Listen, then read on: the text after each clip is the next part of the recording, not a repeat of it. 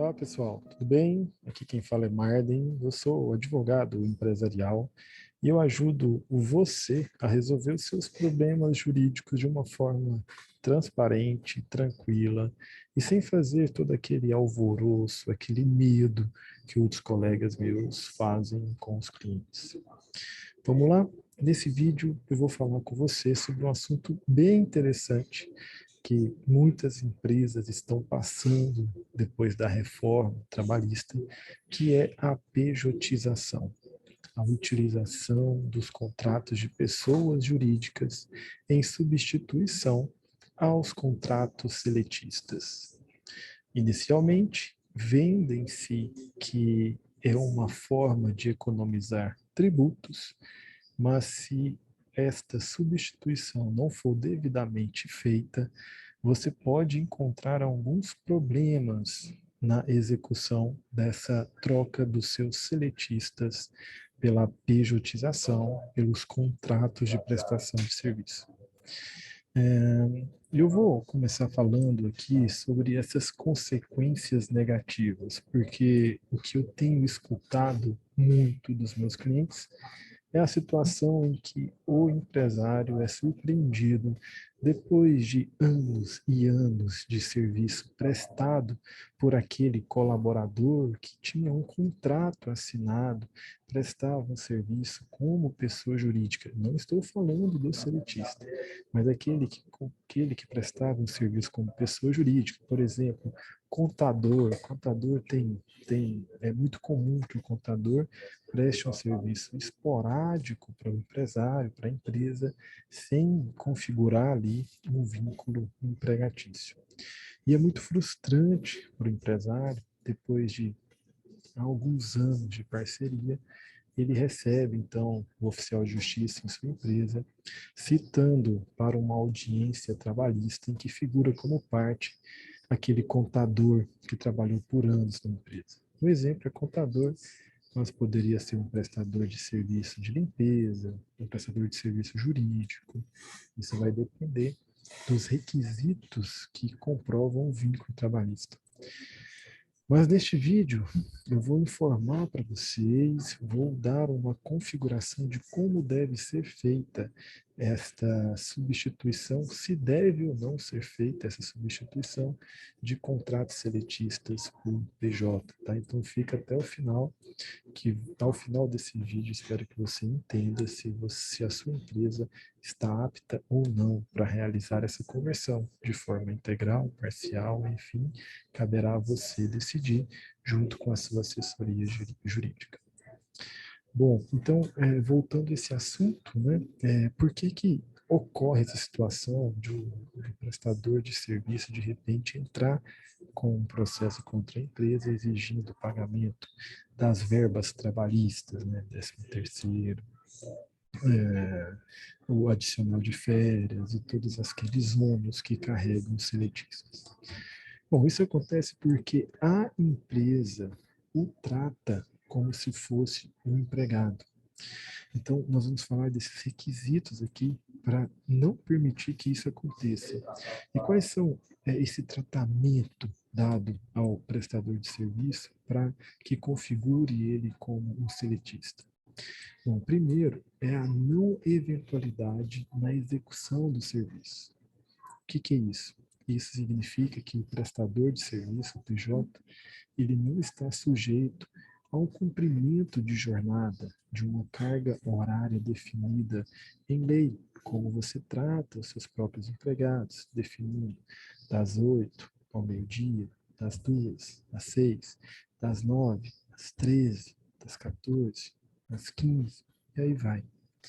Outra situação que não pode acontecer nesse tipo de contrato é o acesso desse prestador de serviço aos e-mails corporativos da empresa.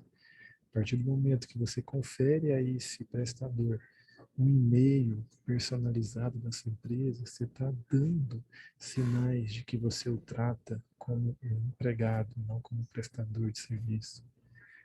Esse prestador não pode trabalhar todos os dias na sua empresa. Pode trabalhar na empresa? Pode, mas todos os dias é mais uma forma de configurar essa essa eventualidade no serviço, ou melhor, essa não eventualidade no serviço. E é essa não eventualidade que confirma, um dos requisitos que confirma, então, o tratamento desse prestador de serviço como empregado. Outra situação, você permitir que esse prestador, além de trabalhar dentro da sua empresa, todos os dias, acessando o e-mail corporativo, que você permita que ele utilize os computadores e demais itens da empresa, que ele não carregue o próprio equipamento. Então, não se pode tratar um prestador de serviço como um empregado fosse.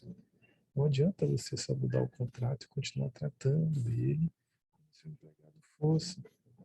Outro requisito, que esse tudo bem, acontece tanto no contrato de prestação de serviço quanto na carteira assinada, que é a onerosidade. Onerosidade nada mais é do que o trabalho remunerado.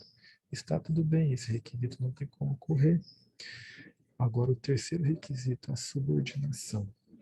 Essa subordinação é um assunto complexo na doutrina trabalhista, mas é possível entender que o seu prestador de serviço, ele deve receber ordens, sim, com certeza, daquele que o contratou, definido em um projeto de execução do serviço, começo, meio e fim, beleza? O que que ele não pode? Ele não pode receber ordens de outras pessoas ou de várias pessoas que não seja aquele que o contratou pela prestação do serviço. Então, ele não pode ser cobrado por supervisores de áreas. Ele deve ser contratado por uma pessoa só e definida essa pessoa no contrato de prestação de serviço. Outra característica da subordinação que é muito derrubada na melhor, que é confirmada na justiça, é a participação deste contratado constantemente nas reuniões das empresas. Ele constantemente é convidado para as reuniões. Então, isso você tira aquele caráter da não eventualidade na execução do serviço. Agora, vamos falar sobre alguns itens obrigatórios, né, nos contratos, nessa relação de prestação de serviço. Primeiro, o registro dessa pessoa como pessoa jurídica, ou seja, é um contrato de pessoa jurídica para pessoa jurídica.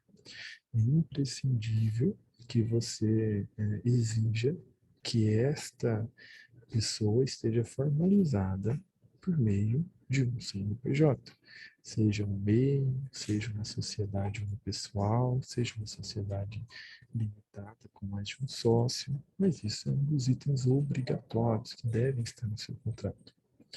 E segundo, que é muito importante que você exija isso do seu prestador de serviço, é que ele te comprove que ele presta serviço como autônomo, assim como ele presta para você, para outras empresas. Ele tenha outros clientes além de você.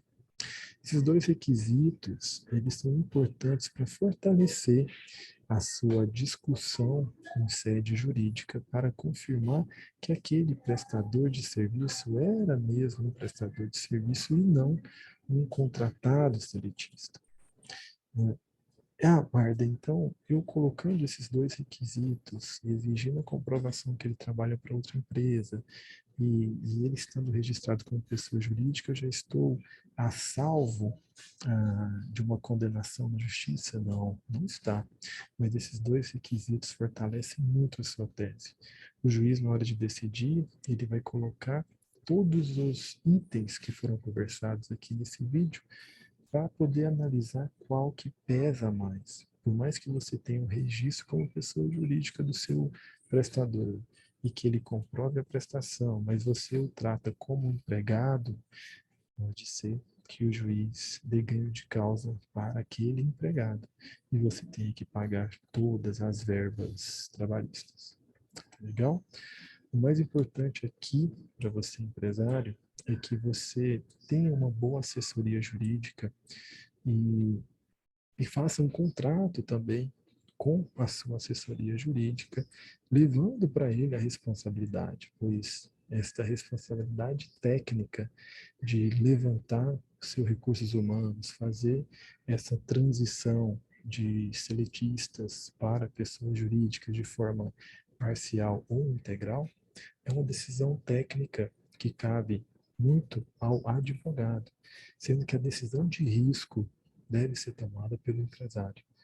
Então, aproveite este vídeo e comece a pensar sobre a possibilidade de realizar isso na sua empresa, economizar em tributos, que eu não falei aqui das vantagens, mas para você que assistiu esse vídeo já deve identificar inúmeras vantagens tributárias envolvendo aqui, mas também você tem aquela desvantagem, né, de você ter um colaborador dentro da empresa que não tem aquelas características de um empregado seletista ali toda hora, a seu dispor e tudo mais. Então, compensa fazer um estudo, uma análise para definir essa possibilidade, sempre procurando uma boa assessoria jurídica. Valeu? Te espero no próximo vídeo. Um abraço.